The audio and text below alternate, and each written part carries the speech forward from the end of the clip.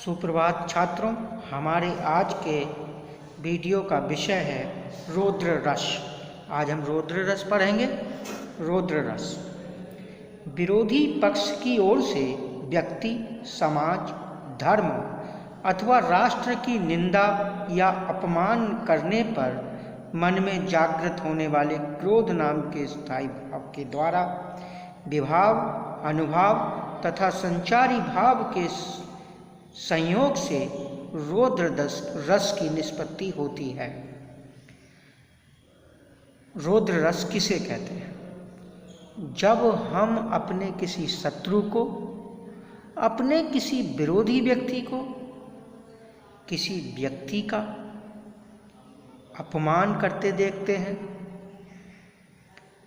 समाज का अपमान करते देखते हैं, उसकी निंदा करते देखते हैं, किसी समाज का अपमान करते देखते हैं, धर्म का अपमान करते देखते हैं या राष्ट्र की निंदा करते देखते हैं, तो हमारे मन में अपमान करने वाले के प्रति क्रोध नाम का स्थायी भाव जागृत हो जाता है।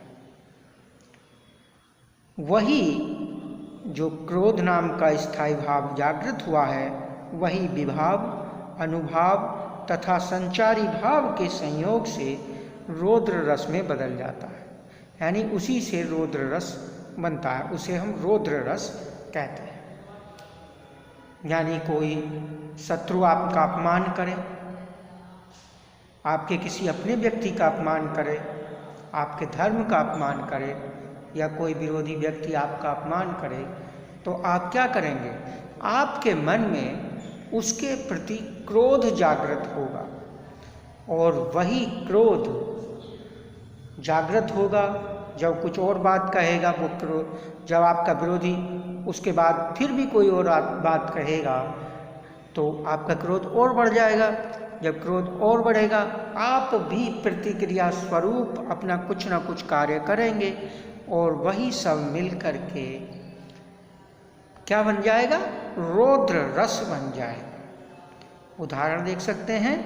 ये उदाहरण है, भाखे लखन कुटिल भई बोहे, रद पट फरकत नयन रिसोहे। बहुत आसान उदाहरण है, रामायण से लिया गया है।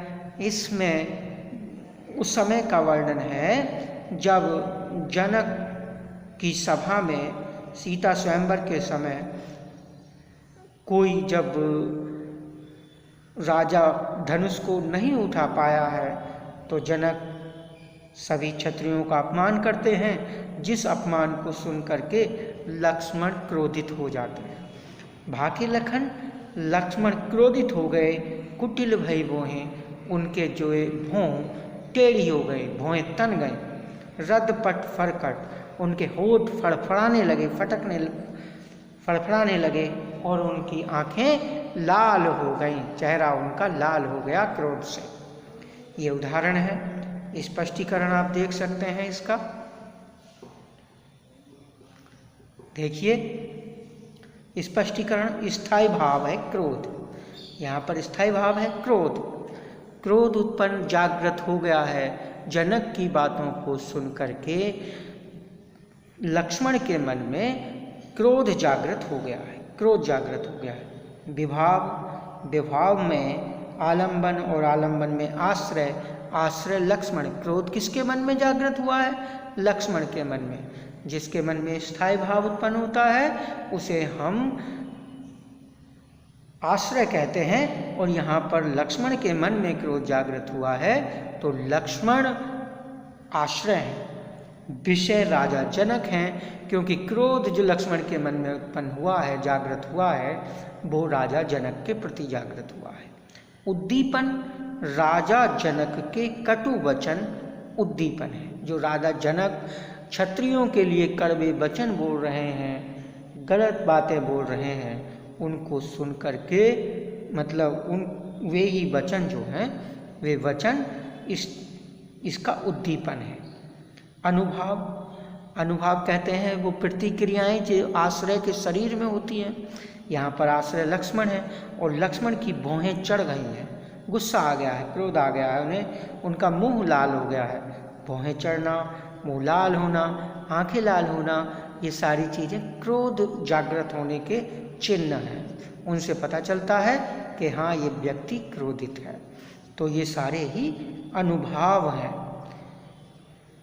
संचारी भाव अमर्ष, आवेग, उग्रता, ये इसके संचारी भाव हैं।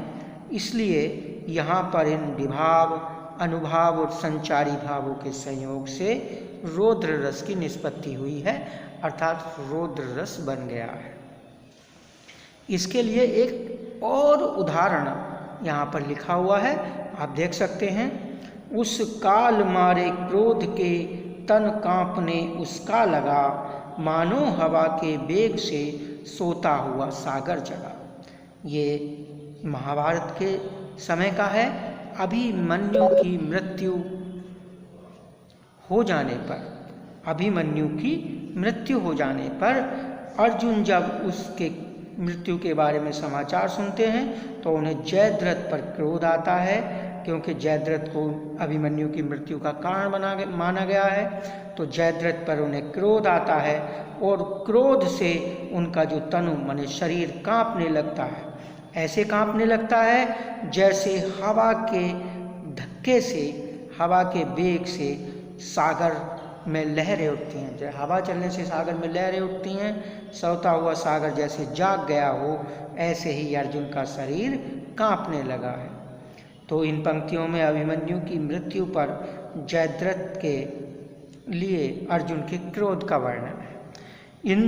इस उदाहरण में इस आपके लिए थोड़ा होमवर्क दिया गया है कि आप जिस तरह से हमने ये स्पष्टीकरण दिया है, स्थायी भाव क्या है, विभाव क्या है, अनुभाव और संचारी भाव इसमें क्या क्या आएंगे, इस उदाहरण में आप इस तरह स्पष्टीकरण करेंगे। ये आपके लिए होमवर्क है। और बच्चों, अगर आपको हमारी ये वीडियो पसंद आ रही है तो आप इसे हमारे चैनल को सब्सक्राइब कीजिए, वीडियो लाइक कीजिए और अन्य लोगों को भी इसे शेयर कीजिए। धन्यवाद।